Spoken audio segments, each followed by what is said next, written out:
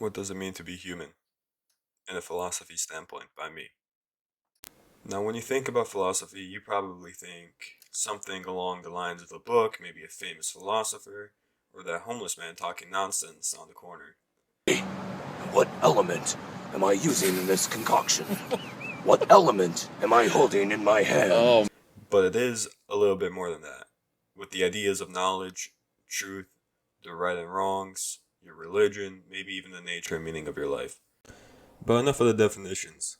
Philosophy as a whole has been used throughout history, especially during the Greek times.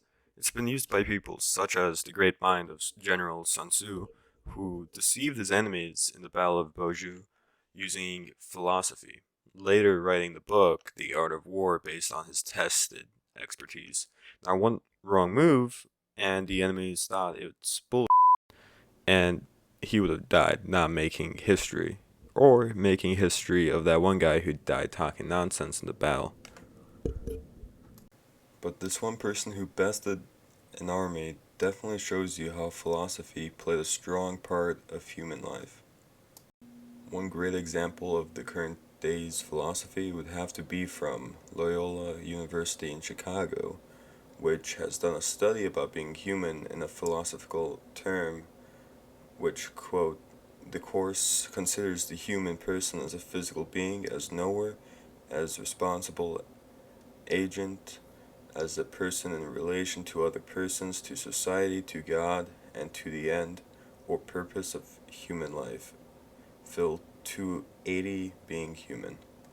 Now, this sounds like something from the Bible, but taking into account of the definition earlier, this doesn't sound all too off. Being human, you have hardships, emotions, thoughts, and other attributes that can define a human being. Involving philosophy, now you have what does it mean to have thoughts? What does it mean to feel? All these what does it mean lead to great philosophers such as Marcus Aurelius from Rome to answer or explain these things to us. One quote from his book, Meditations, which I personally read, says, quote, people exist for one another, you can instruct or endure them, on page 114, end quote. And what this means is that the fundamentals of existence remain true for everyone you see and interact with. We all love, laugh, cry. We will all experience the deaths of those we hold most dear. I personally believe that one thing that truly defines us as humans is the emotions we have, as they can be strong, and sometimes we don't know why it happens or what we feel. Just like how I don't know what to feel about this project with philosophy and its presentation, as I'm currently half asleep, chugging coffee on a Tuesday night trying to record this. Another quote I'd like to take regarding the emotional feelings of what it means to be human would be from the philosopher Plato, which is, quote, love is a serious mental disease, end quote. What this means is it can consume the mind so much that it becomes a major problem, like a mental disease. And to be honest, you probably have seen this once or a few times already in school, as there's always drama always relating to it. But nonetheless, love is strong feeling.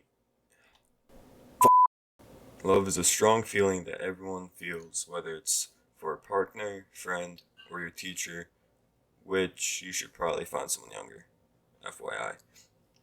Now, philosophy has its points of reasoning about defining what it means to be human.